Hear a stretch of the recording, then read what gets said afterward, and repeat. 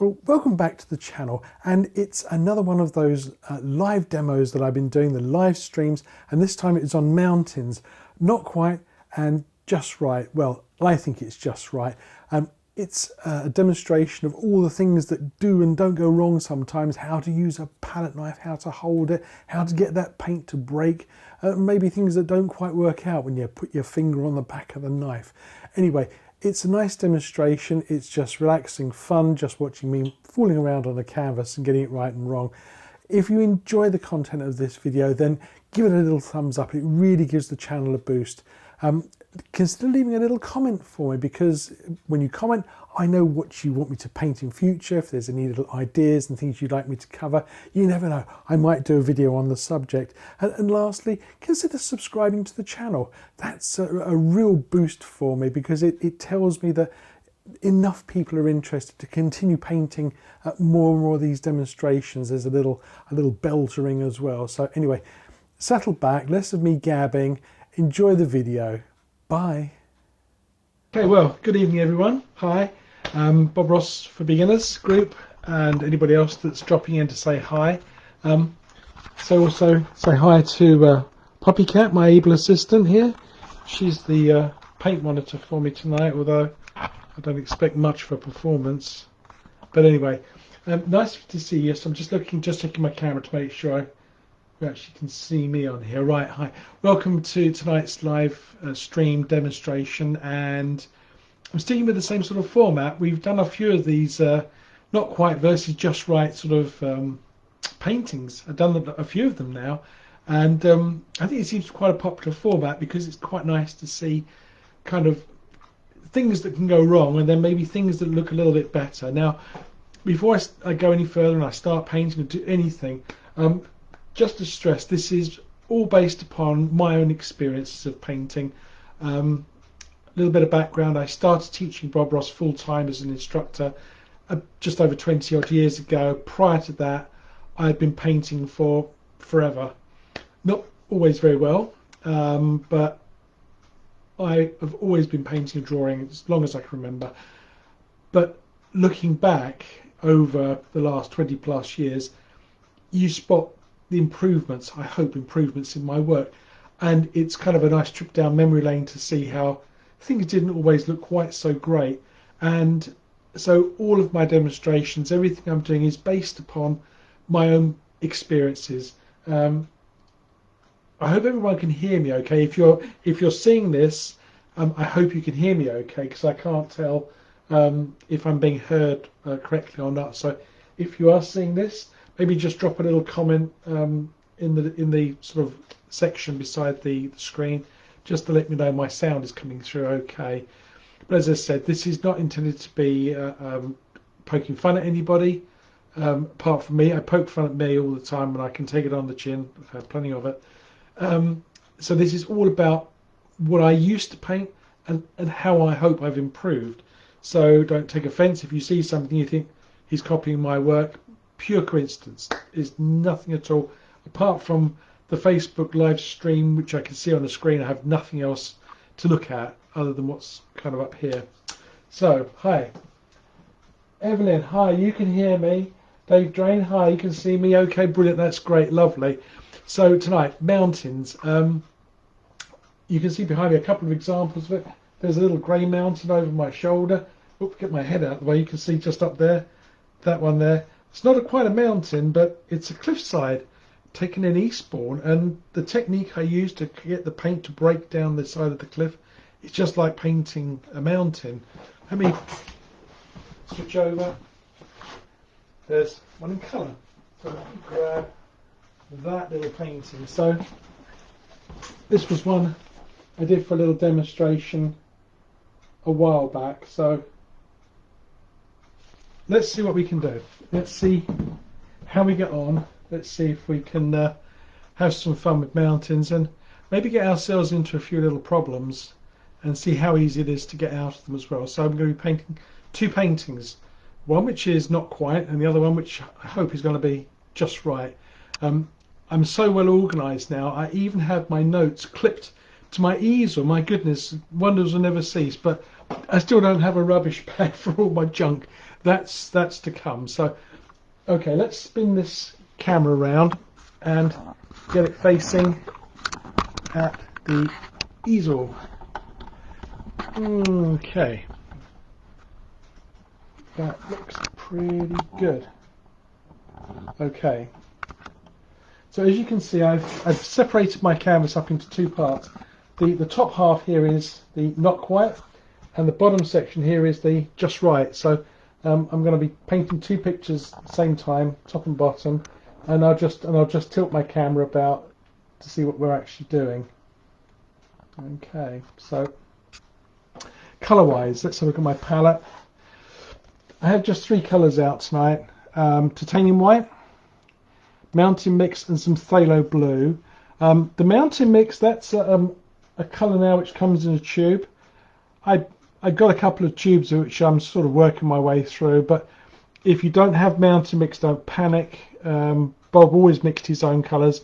I always mix my own mountain mix colours. This is just a tube I had sort of sitting on the side, and I just picked up and put some out on the palette here. It's quite a bluish colour, but Bob always used to use a blue, which would be either phthalo or a Prussian blue.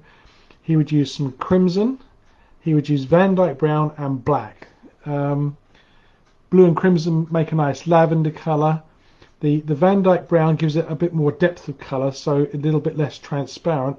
And then he would add black to tone it down. So those are the combinations of colours. So the mountain mix out the tubes is quite a bluish colour, a bit more blue than I personally like. But, well, that's the way it comes out the tube. That's what I'm going to be using. So just those three colours tonight. And you can see already I'm in trouble here. My white, you see it's starting to leak a little bit.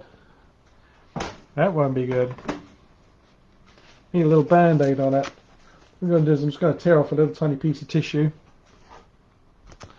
and set it down right there. Okay, just going to suck up some of that oil. Right. Okay. So what have I done so far? Well, I prepped my canvas in advance of the film, and I just used some liquid white. This is just a pot of liquid white. It's just one of those little sort of easy seal type tubs.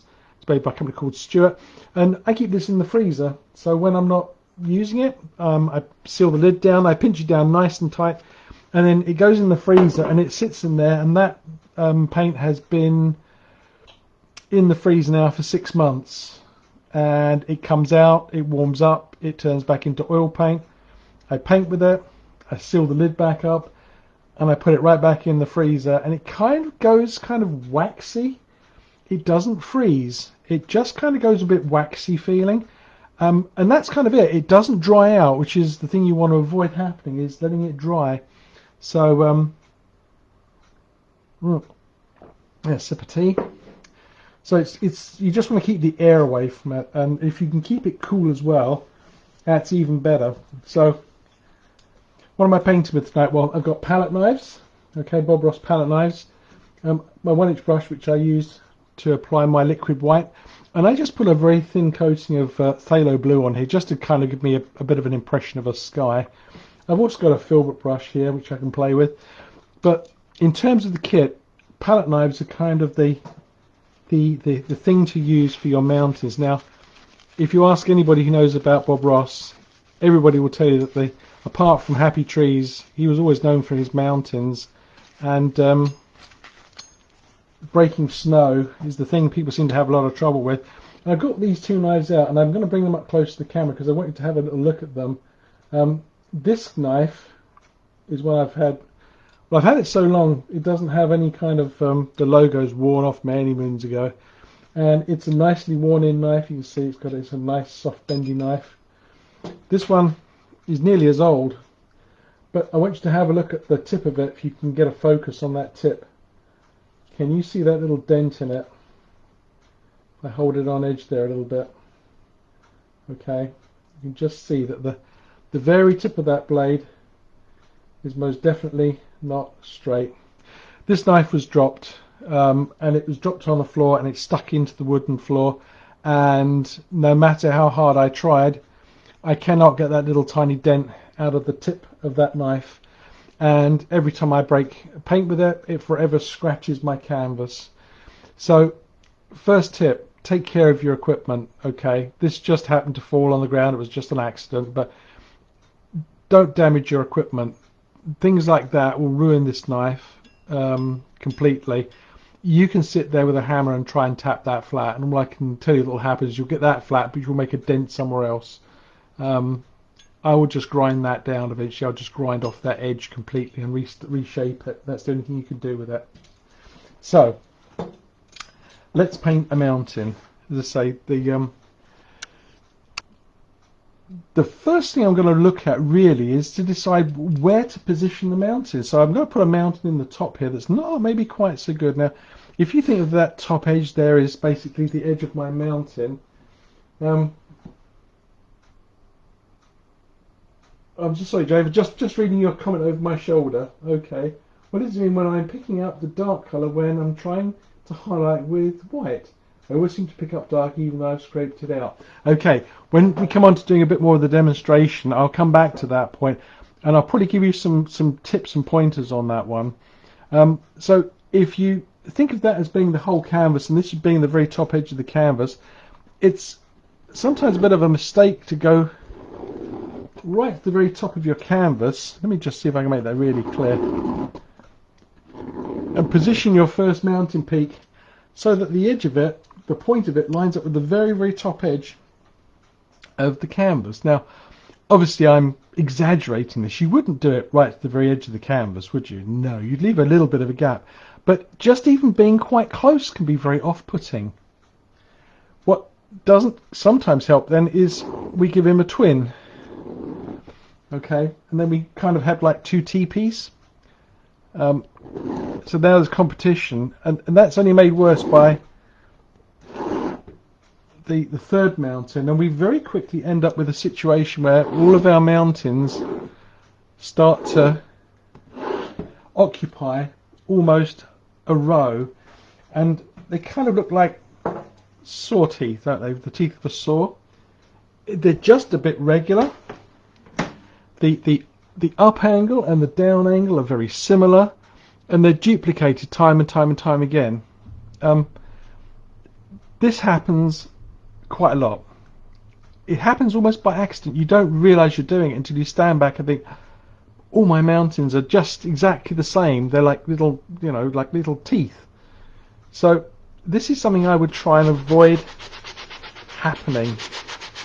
Just maybe have a think about the position of your mountains before you actually start painting them, because it's very good.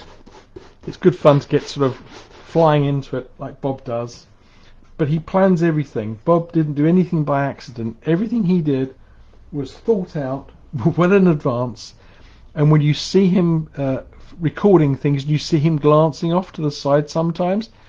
What he's got is he's got another painting which is his one to kind of measure his performance against. So he's already got the finished one, and he's got a timekeeper which was Annette Kowalski. She would be sitting out of shot telling him how many minutes he had, literally 5 or 10 minutes, or to wind it up quickly. So he was copying something that he had painted many times before it even got to canvas. So let's start off by painting this painting, and maybe to get some of this mountain mix, and I'm going to pull it down flat, press and pull it down flat.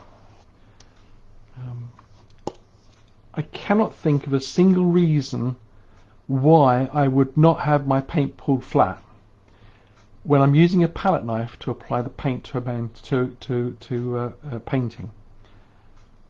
There is no other reason why it would be left in a chunk. You would always pull it flat, always, always, always. So pull it down flat, and this time I'm just going to slide up. I'm just going to take my knife and slide up from the bottom.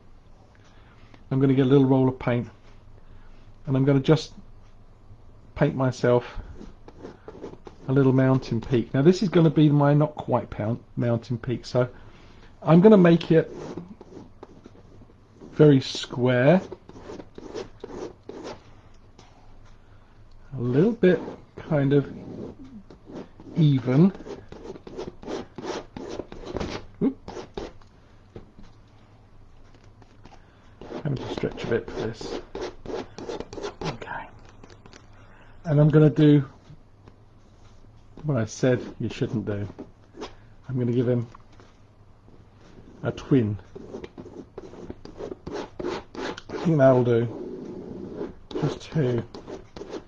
And I'm pressing this colour into the canvas here, and this is something you were saying, Dave, about why you're picking up dark colour here. If you can hear that, I'm scraping out as much paint as I can get. I'm really working hard at that. I'm scraping out as much of the paint as I can remove from the canvas.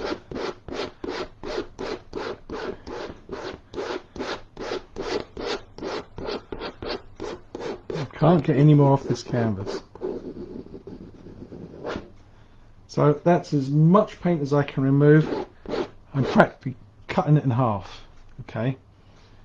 We'll see what happens when we come to put some white paint on that to make some of the snowy effects. So this is a design which I really kind of Twin Peaks. It doesn't kind of do it for me. It's very central in the canvas, so it's really sort of sitting there, kind of dominating everything. If I put a tree here, or I put a fir tree over there, if I put a pretty cloud up there, you'd never see any of that. All you could see is two Twin Peaks, because it's such a dominant sort of shape. Okay, so careful on shapes. They can really kind of undo your picture really quickly. So that's not quite how I would do it. So let's pull the camera down a bit and see what I think would make a much nicer scene. You ever heard about painting things in threes? Well, mountains are just the same. You want a daddy peak, mummy peak, and a baby peak. So again, I'm not going to get too close to the edge of my canvas. I'm going to come down a little bit. Maybe I won't be quite so central. Maybe I'm going to position my main peak off to the right a little bit. Okay, I'm going to press in and pull down, and I'm going to use exactly the same technique, except this time, instead of being so kind of even or uniform going up, I might put a little bit of a lump and a bump in it. Bob used to call those yahas. I found out years and years and years later that a yaha is Native American for kind of a bump. I didn't know that, but these are yahas, these little imperfections. Now, if anybody knows different, come correct me about it. But okay, and I'm just pressing that into the canvas, and again I'm scraping out my surplus paint.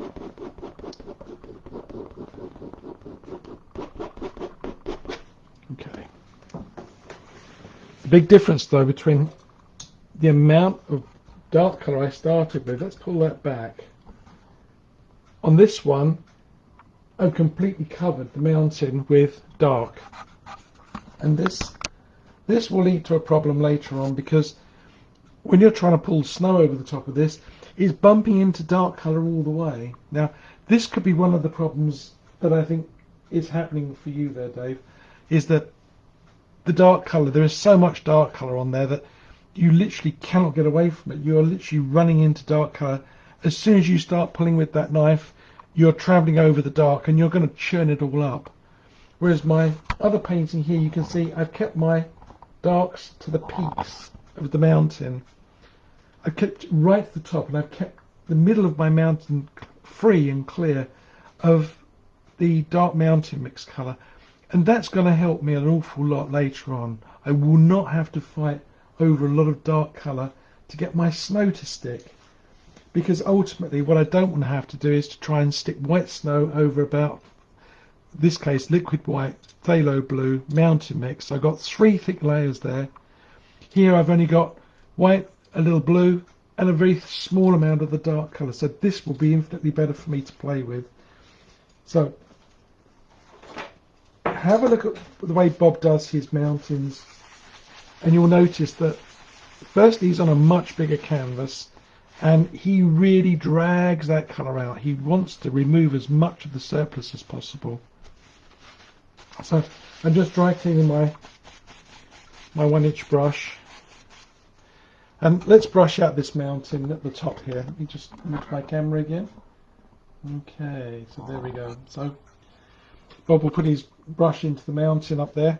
But a lot of the time I see people doing this with their brush. Okay. And they put their brush in flat and work at it. And they just pick up a little bit of colour. But you see, they're not really moving enough colour. This was what I used to do. I used to try and all I'm doing here is I'm not actually removing any colour. I'm literally just flattening the paint down into the grain of the canvas. So I'm making a problem for myself. I'm actually not moving the paint around enough. Okay, and it doesn't matter how hard you press. I mean, I'm leaning on this brush, and it doesn't matter how hard I push. All I'm doing is I'm just giving myself a bit of a booby trap. And because I took so much dark colour here, any chance of a misty layer down here, well, I've had it as well there, haven't I? So you can see just putting on too much dark paint and then trying to move it is one of the challenges. So let's skip back to my other painting here. My Just Right one. This time, instead of going in with the brush flat, turn it on an edge and go in and just lightly flick the colour down and dry clean as you go. And because I didn't drag my colour down into here, already I can pick up some of this lovely misty effect happening down in here. And you see I turn my brush on its edge, and sometimes if I get a little bit too much dark in here, I'll go down, but I'll also sometimes go back. So I can pull the colour up and down. And you watch Bob very carefully. You'll quite often see him pull a stroke up. He'll stand and he'll beat that brush.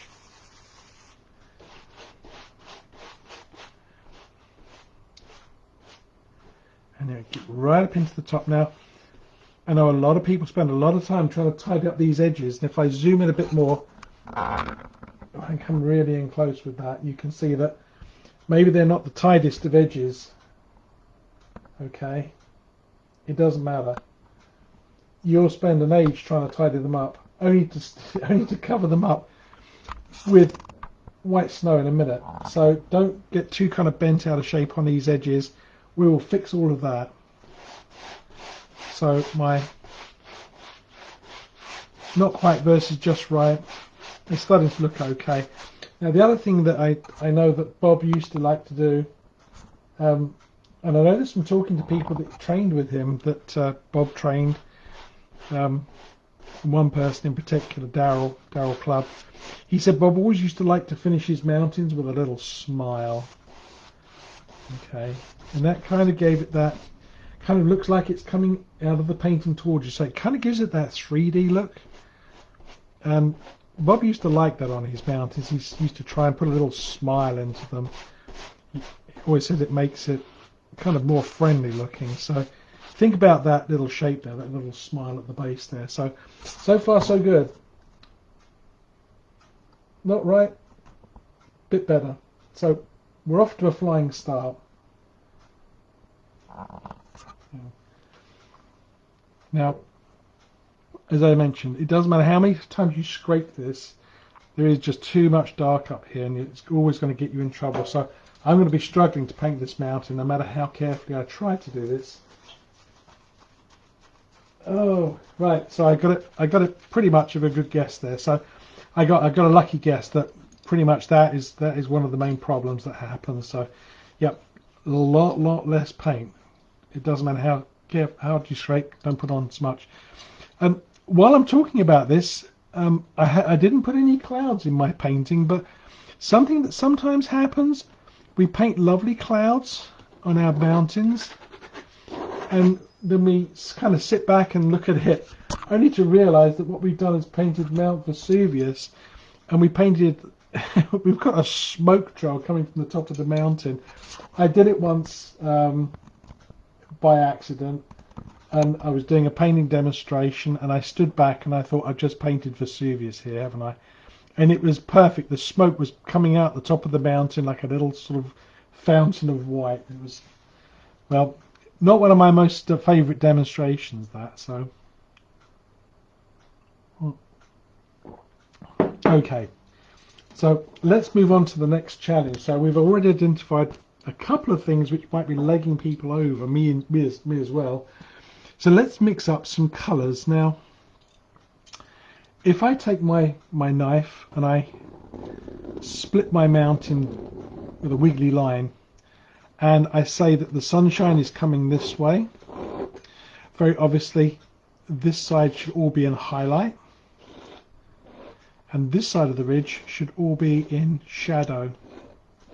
Okay, this peak you can decide how much you want to split it. This one could be overshadowing it a little bit, but some part of this will be in highlight and some part will be in shadow again. So decide earlier on which way you're going to highlight your mountain.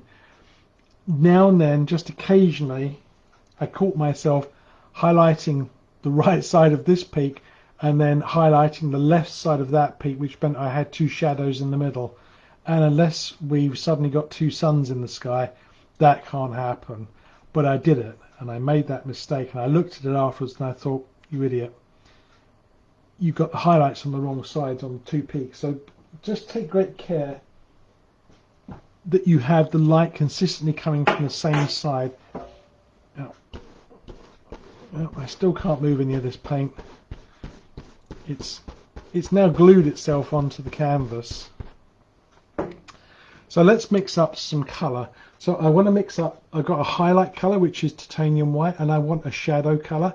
So I'm going to take some white. I'm going to put it over here, and I'm going to put a little bit of the phthalo blue in it. And I'm going to just leave it marbled. Okay. Now, hands up, who thinks that's a good colour? So, highlight, shadow. What do you reckon? Am I good? Well, let's see. Let's see what happens. I have to compensate a little bit for the camera because the camera tends to heighten some of the colours you're seeing here. So you have to be a little bit careful because what I see on my palette and what you see on the screen can sometimes vary a little bit. So let's put on a little highlight to start with. I'm going to pull out my white paint nice and flat. As I said, there is no way you can get paint onto a palette knife when it's in a chunk unless you're going to mix it. So I pulled out my white and I'm going to use my palette knife, and Bob would cut across the paint and get a roll of paint, which is great, but I think you can better judge it by sliding your knife up. Now I'm right-handed, so that means I'm using my right hand with my forehand upwards like that, and I'm sliding my knife along, picking up some paint. If you're left-handed, it's exactly the same process, but you're going to have it on that side of the knife, and you're going to hold the knife probably the other direction. That's the only difference. Being left-handed is no different to being right-handed when it comes to painting mountains. So I've got a nice roll of paint. You see I've got it kind of standing up on my knife. And let's see if I can get some paint to stick to this mountain. So I'm going to start with my paint here, and I'm going to try going down the mountain. And well, I got a little bit of a break happening. I got another little roll of paint.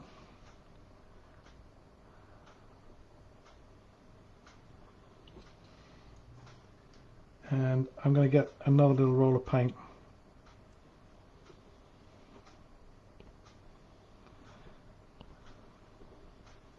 So I got some white paint onto the mountain, but it certainly didn't break, did it? It didn't kind of give me the effect I was looking for here. Let's have another go on the other peak, because I'm sure I could do better if I did it again.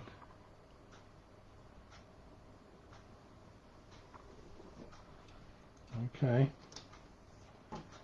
I'm just picking up little rolls of paint.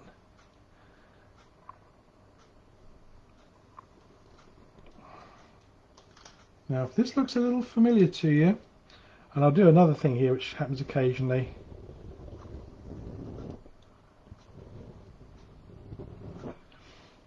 Okay, so this may look a little familiar. If you've been struggling with mountains, you're doing exactly the same thing that I used to do. Two things are happening. Well, probably several things are happening, but two things mainly. First of all, I've got the right amount of paint on my knife, but as soon as I start the process, I stick my finger on the back of the knife blade, and that is sure to cause you a problem, because as soon as you put your finger on the back of the knife, you press. You cannot help but lean your finger on it. Even the smallest amount of pressure on this knife blade will bend it. Okay, and as soon as you bend that knife blade, you're never going to break the snow, and frustration sets in. The other thing that happens when you do that is the fact that you then tend to have the knife very flat to the painting. So let me just turn this on edge. By flat to the painting, I mean you literally have the knife running flat, level with the canvas. Okay, and what you need to have happen is to have the knife up off of the canvas. So in other words, running on its edge. Okay, so fingers on the backs of knives, pressing at the start, and then laying the knife too flat.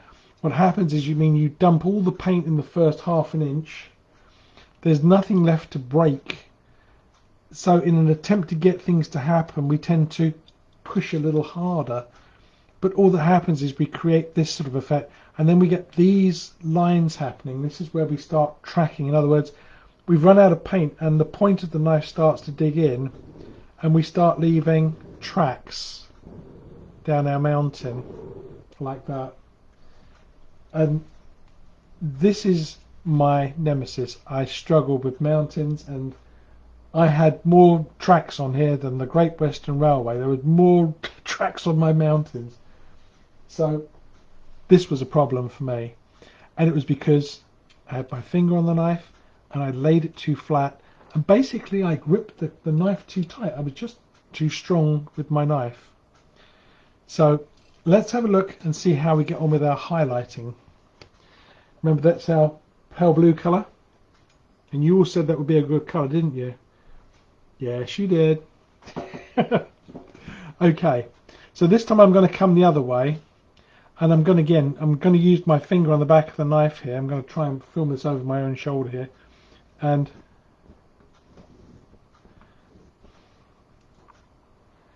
here's my problem. Oop. I got a little bit more of a break happening, but by no means is that a happy little mountain, is it? So let's see what happens. I'll try and zoom in a little closer for you. Our challenge is that a number of things are happening. Apart from the fact that we dump all our white at the top of the peak, we also left this kind of very strong black edge. We didn't put the snow to the top of the mountain peak. When you look at mountains, they don't have a little black outline to them. The snow goes right to the sky. In some of the places, not everywhere, but some places are going to have snow going right to the edge of the mountain, and I stopped short. My snow, as I said, got dumped at the first kind of half an inch, and then we ran out. And then my shadow colour is just not strong enough. My highlight and my shadow look almost the same. And when you hold them up in front of the camera, you can see that they're too similar. You need a stronger colour. So let's have a look at another mountain here. I'll hold this one back. I'm going to pull over one of my mountains that I painted here. There we go. I got it right beside me here. So let's look at this mountain and see the difference. Well, I have a very definite highlight. I have a very definite shadow, and they are very different. But I also have the dark colours shining through. There's a little bit of the original mountain colour coming through. And that's what this mountain lacks. It's becoming a bit like an iced cake. We used to joke when we were doing teacher training that the first person to ice the cake had to buy everybody else cakes for lunch. And I bought a fair few cakes in my time. So this is going to be a problem here where we start to literally get a little bit frustration happens here. And then we start to sort of literally plaster the mountain with colour in the hope that somewhere it's going to be saved from a problem, and we end up just doing this to it. And I say we, I mean me. This is how my paintings used to come out. My mountains used to look very flat. They had no atmosphere to them. They just didn't look like mountains. They looked very kind of over painted almost. So I'm just going to grab some more paint. I grab some more white. I used it all up.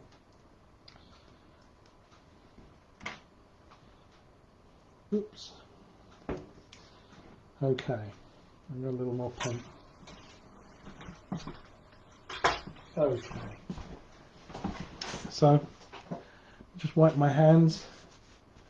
So that's not quite. Let's have a look at, well, just right. I say just right, just better. It just kind of rolls off the tongue if I say just right. You know what I mean. So let's correct our mistakes. Let's correct our mistakes. So wipe my palette knife, ditch the paper towel. So first things first. My mountain stands a better chance. I don't have all this heavy paint to deal with underneath. If I can almost already see the shape of my mountain. I kind of did it when I brushed it out. I didn't have any shapes on the other mountain. It was just kind of there. So I kind of can see almost like a mountain peak there with highlight and shadow. Let me fix this colour here, which is far too pale. Now I'm going to pep it up.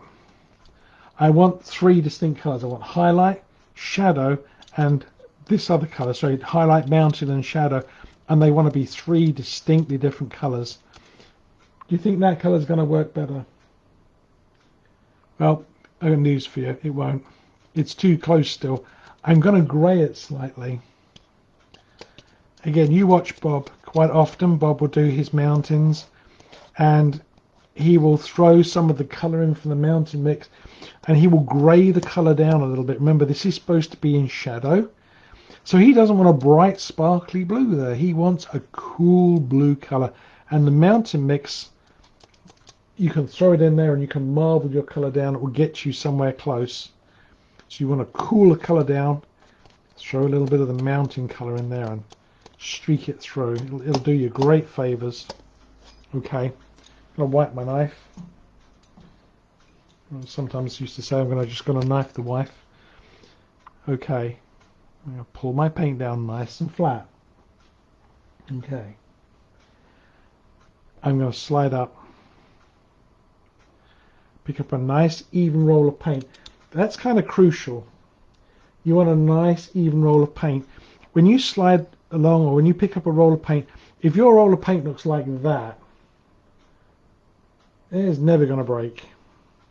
You're going to end up pressing down with the knife too flat to try and get some paint off. So you want to make sure you have your paint standing up like a French baguette, like so. Because ultimately you don't want the knife blade to touch the canvas. You want the blade to be kind of almost surfing on a roll of white. So you want a nice even roll of white paint. And you remember what I said earlier on about fingers on the knife. This is where you want to try and get used to holding your knife. Hold it around that little metal bezel. And these knives are nicely weighted. They have a little bob weight in the handle. So you just literally want to let the paint float from the knife. And if I touch the canvas and I kind of touch and lift it off, hopefully you'll be able to see the canvas move. If I just touch, can you see that I kind of almost stick it? You can see that.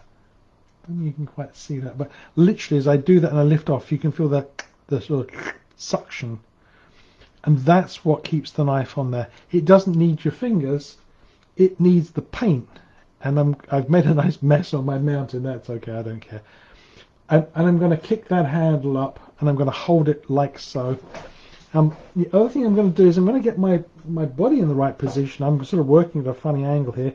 You want to make sure you get your arm, your shoulder and your mountain peak all in line so that when you do that sweep, you're kind of not kind of pulling it down into your body, but you're going to the side of your body.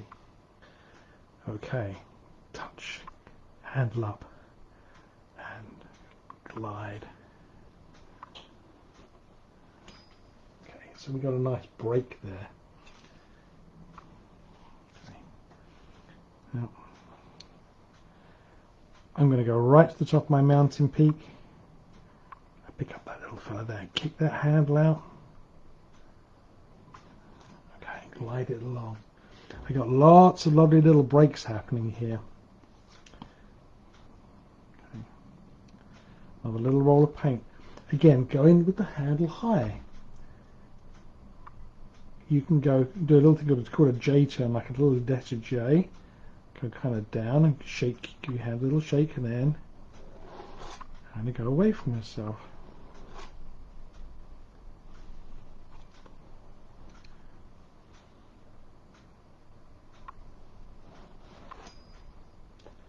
Get that little fella there some snow too. Don't forget, as you start to move, you want to be kicking that handle round, okay? There's no good going at an angle like that. You'll just leave a line of paint. So as soon as your hand starts to move, you want to get that handle round. So that's the action. You start steep, and you go round, and then you flatten. So it's kind of two actions in one. It takes a little practice.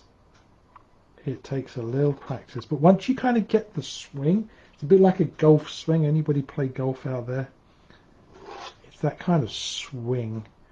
And when I'm doing this, you don't hear the knife until right at the end of the sweep, because by then I'm running out of paint. See my knife? It's completely unloaded at the mountain peak. Has completely unloaded the paint. So you see straight away, I got a very different looking mountain. My sad sack there, and my slightly happier one here. And because I'm not fighting over a lot of dark paint here, but there is enough dark, you see I've got these lovely shadows coming through my mountain here. So this already starts to look a little bit more convincing than my other sad one up there. Okay, so let's put a little highlight onto this. Oh, sorry, a little shadow. Okay, so there's my shadow colour. It's a bit of a dog's dinner of colours, but much nicer now. If you use a little roll of paint to highlight the mountain, you want to be using a roll of paint about half the size for the shadow. So that was the size of a fat matchstick. This is the size of a mean looking cocktail stick. Reduce the amount of paint down for the shadow, but you still want it like a nice little bump. Okay. Now this is something Bob used to do when he used to paint. He'd keep his knife handle kind of high again, and he would do the same action, but this time what he would do is he would come in just under that white and he would bump it with the back of the knife. He would literally use the back of that knife and he would go and push it. So if you've got a very straight line here, he would push the paint out the way and make himself a new line. So let's go up, he'd slide up, he'd bump that paint, and then he'd glide away. And that way he could create a little ridge of paint. So he was really a master at getting the paint to work for him. My palette on the other side. And look at my contrast, a lovely white and a lovely shadow colour. Come up here, bump, and then ski away. Bump. And when you do that little bump, what happens is you kind of pick up a little bit of paint and it kind of flips it over the edge. Let me see if I can get a real good close-up on that. My webcam isn't bad, but it kind of can't see every little detail. See if I can get in real close. There we go. So that's what Bob would do. He would go in with his knife, he would bump the back of that mountain, and then he would ski away from it. And that way he could shape a mountain. He could move the angle of the mountain around just by bumping into it. Bump and go, bump and go.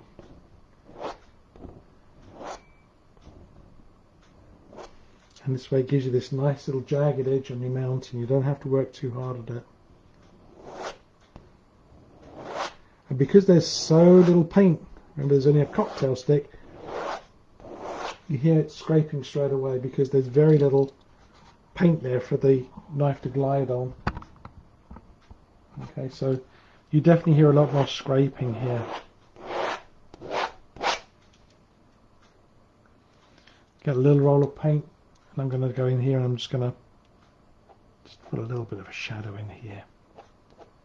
Not much, just a touch. Here and there and there and here.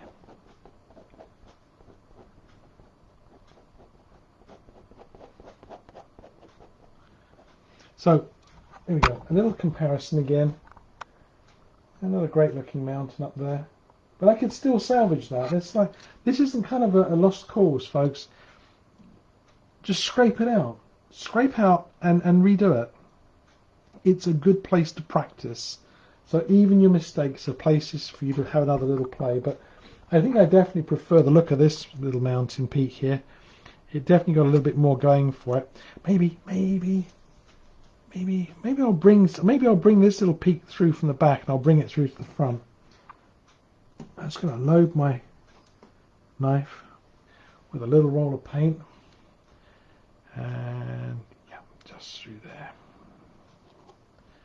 Now, it's a little more tricky because I'm trying to paint over the top of a layer of blue, which is kind of complicating the issue a little bit here. So you've got to be kind of a little bit more confident with your technique when you do this, because you can get yourself in a pickle. But you've got to have some fun with these things. So you can see I kind of move my mountain around. Okay, so I brought that peak forward and I pushed this one further back. But if I didn't like it, I could just scrape that out and go again. So playing with the mountains, don't ever be afraid to have a little play with them. You know, don't be kind of sitting there looking at them wondering, you know, what's gone wrong and dare I touch them. Try and fix them. Have a go at playing with them and seeing how you get on with them. Okay, so what else could I do to improve my mountain? Because when I was playing there with the blue colour, you remember I was talking about this effect where we kind of end up kind of doing what I call an ice in the cake, where I got two sides almost the same colour. Well, a little bit of that's starting to happen here, isn't it? I'm starting to get a little bit of a, I'll pull my camera in a bit closer. I'm starting to get a little bit of a smooshing effect going on in here. I'm starting to kind of lose my shadow colour here. But folks, don't forget, you've got a palette full of mountain mix sitting there. So one of my favourite little things to do is to use the small blade of the knife, just a little tiny bit of that mountain colour, just tiny little bit, and you really need just a hair. If you end up kind of overdoing it a little bit, just go back in with some of the shadow colour here and just try and break some sort of shadow colour, especially under the edge of a peak there. You can sneak yourself back in there and you can drop in a little shadow,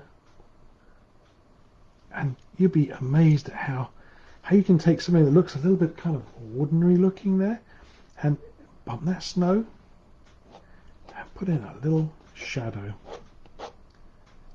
You can take something that looks ordinary and you can start making it look more dramatic just by adding in a little shadow here and there, playing with your mountains. So Mountain Mayhem becomes Mountain Mirth. I hadn't rehearsed that one, it just came. Okay. Pop that out of the way. I got a real crunchy old canvas here painting on. So you see what I'm doing here is I'm just reshaping my mountains. I'm put a little bit in there, here and there. And this is how you get to paint beautiful mountains. By having some fun with them. And don't forget, when mountain slopes come down, they join up and they go back up, so one side becomes the other. So sometimes you have to go back over with the snow and get them to join on, so you want a nice little dip. Okay. Bob did several lovely mountain paintings where he painted like a glacier, and he did this little kind of curve stroke in it. It was really lovely. So get used to painting so that it's not just a painting of two kind of sides, left and right side, but you got to follow that lay of the land so the mountain looks like it could fit together properly. So the mountain slopes look like they actually do merge into each other a little bit.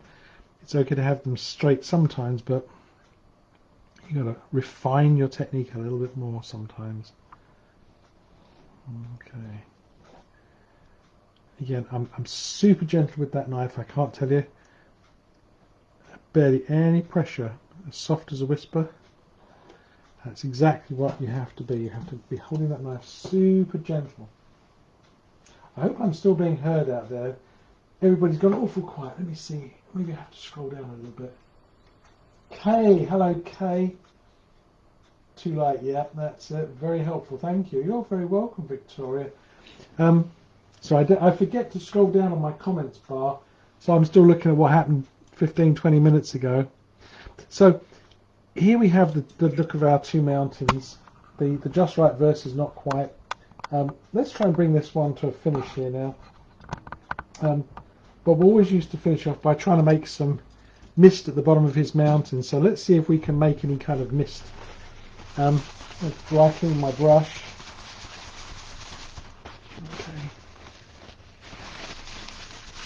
From that darkener. Bob would get in there and he would try and pat this out. He would try and make a nice misty effect. And bless me, I don't think even if I had a 2-inch brush and a pot of white paint, I could ever turn this into mist. Okay. And then the problem is we start going up into our mountains, and before we know where we are, we've really hammed it up here.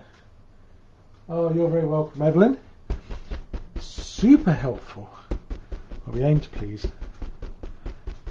Okay, so we kind of get a little frustration setting in. So, and probably by this time, if you're like me, you'd be just about ready to put this on the bonfire and to take up tiddlywinks or something, or you know. But painting, he makes it look so easy. Is that right?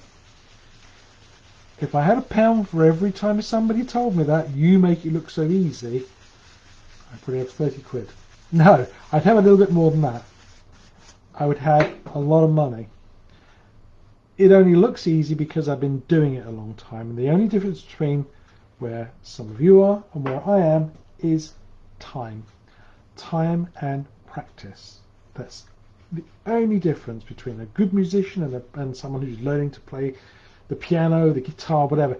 Time and practice. But I always kind of try and qualify when I say practice. There's good practice, and then there's practice which just isn't doing anything for you. So I hope that some of the little tips and pointers I've given you today will help you practice your mountain skills, but constructively, rather than just sitting there going through it like a machine, doing the mechanical side of it, but to actually pay attention to what you're doing. So you're not just kind of like plastering it on and hoping for the best, and you know, you might get 1 in 50 that looks half decent. You want every mountain to look the best, and careful practice is what you need. Now, I just cleaned my 1-inch brush here, and whereas I was just bashing away on the other one here I'm just going to tap gently. And what I'm doing is I'm just going to take some of this white paint down here. So I'm just tapping and going down. I'm not going back up tapping, but I'm going to tap and go down, and that way I'm always moving the paint away from there. I'm not picking up colour and moving it back up the mountain. Okay. And if there isn't enough paint there, I just dab my brush in a little bit of the white paint. That's why I create this lovely misty effect. You wouldn't believe it. I've been gathering for nearly an hour. So I hope you found this interesting. I hope you found this useful. Don't forget you're tapping that direction when you're doing the misting this way. So I hope this has been useful. I hope this has explained maybe for some folk, maybe the frustration of trying to paint their mountains. It's really just a case of getting a few different things slightly in the wrong way to start with, and the original problem was caused on that one. The very second we started putting a dark colour on there, it was a lost cause, folks. And if you don't know what I mean and you missed the start of the video, then go back and have a watch. Okay, so I think I've successfully completed the mission here. Not quite versus just right. Okay, and I'll qualify this again by saying what you're looking at here is the way I used to paint many moons ago, and then after I got some schooling from the Bob Ross company and became an instructor, and it was because of the kindness and the careful tutoring that we had that they produce some really lovely people to paint, and I hope that I'm one of those people. But it was because they were very kind and conscientious and patient that they produce lovely instructors. So if you're looking for classes, do look out for certified Bob Ross instructors, people who have been doing it for a while, who've done the courses and the training, who will have been kind of drilled and grilled a little bit by the instructors on how to do it. Now, I know for some people they find the palette knife like Beelzebub, it's the devil incarnate, because they can't get used to it. About this time I usually tell my joke about sleeping with it under the pillow, and that's what Vincent van Gogh did.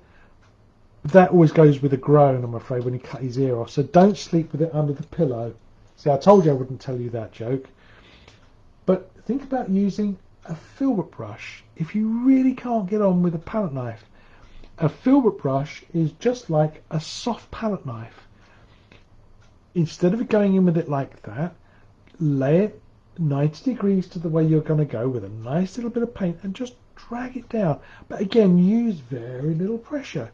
Just let let the brush just skip over the surface. It's kind of unfriendly to the brush, and the brush will give you a little bit of grief over it, I know. But try using your brush at 90 degrees and dragging it down, wiping it off, putting on a little bit of shadow this direction, and putting on a little bit of highlight that direction, and see how you get on with the brush. Okay, you might well find that that becomes the thing that you like to paint with most. Oh, paint mountains this morning, and I wish I waited for. Well, Kay, you jumped the gun. No, it's all right, darling. Don't worry. We're all going to be itching to get going with it. So I hope this has been useful. Right, I'm going to spin the camera around. You can see my ugly mug again, just for a few more minutes. Okay, that looks right. Okay, I'm back in shot. Okay, right. So mountains, folks. These dudes.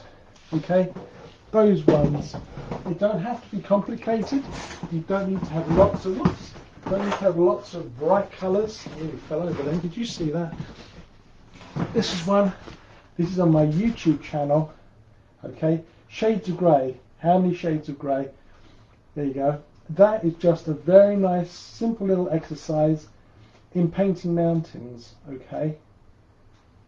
Go have a look at that on YouTube. That will give you a lot of instruction, a lot of help on painting mountains without the complication of adding colour, because unfortunately when we start adding colour to it, then we got kind of all these other things going on. We're not looking at the shade of things or the shape of things. We've got all these things to worry about. Just try mastering your mountains with white and grey. Okay, just mix yourself up some colours. I'm just trying to think of the colours I used on that painting. That painting, the shades of grey painting. Can you guess what colour grey I made? It's a booby trap question. If you said black and white, you go to the back of the class. Detention. Okay, it's blue and Van Dyke brown. Yeah, who'd have believed it? Blue and Van Dyke brown makes a kind of grey colour. Now, if I got that wrong, I'm going to get a caning myself. But blue and Van Dyke brown make a kind of a funny looking grey colour. Have a play. You will be surprised at the colours you get. Now, if I did get that wrong, watch my video, but I'm pretty certain it was blue and Van Dyke brown were the two colours I mixed together. But have fun with your painting. Don't get too frustrated. It does take practice. I hope tonight has been useful. I'm going to come back and do another live stream in a couple of weeks' time. Thank you. Oh, Tijana, I hope I got your name right, Tijana. I'm going to be back in a couple of weeks' time, so have a little put the old thinking cap on and think yourself, what am I struggling with? What could he possibly know to help me do something? Because you never know. I just might know something that you need to know. So all I can say is just have a little think about it. I'd just like to thank you for your company. Everyone that's left little comments on the little live stream here. It's been lovely to paint with you, and I hope this has been useful. So I'm going to turn you off now. Take care, look after yourselves, get your masks on, and be safe. Mwah! Take care. Bye.